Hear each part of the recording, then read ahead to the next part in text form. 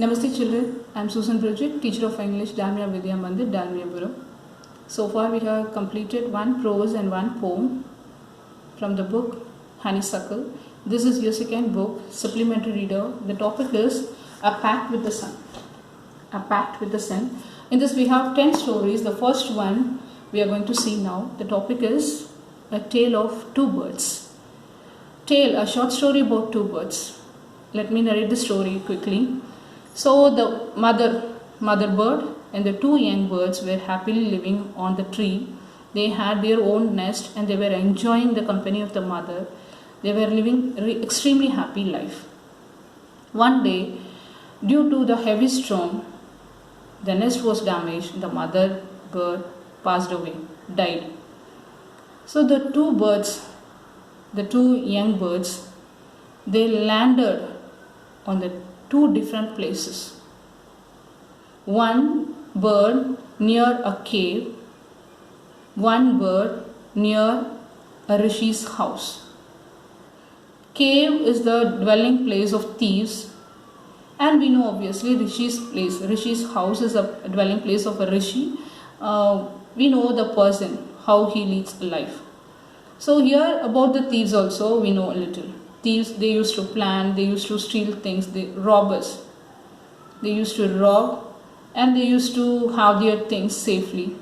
So everything is happening. These two birds happened. They didn't do it purposely. Due to this accident, due to this storm, they happened to lead their life like that. And they were enjoying the company of the people. The one with the rishi was able to speak very politely, humbly, and always thinking positively. In a pleasant way it used to speak.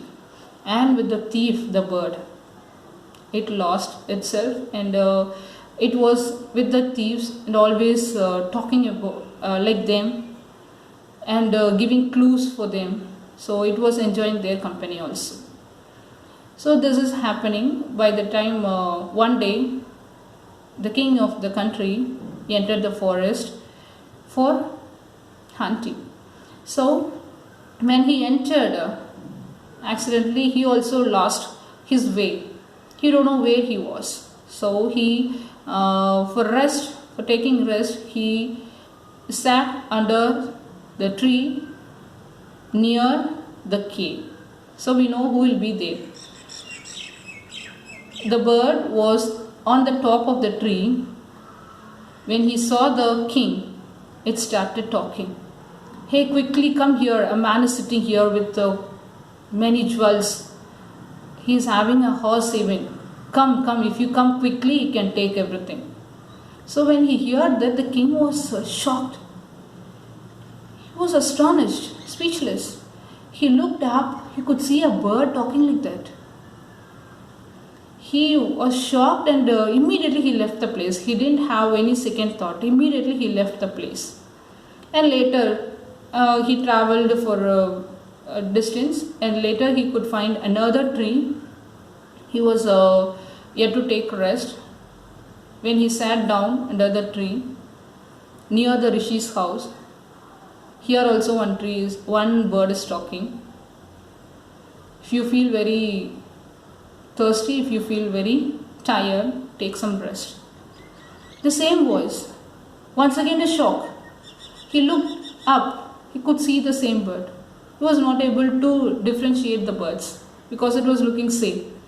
And he said the same bird is talking. He said to himself.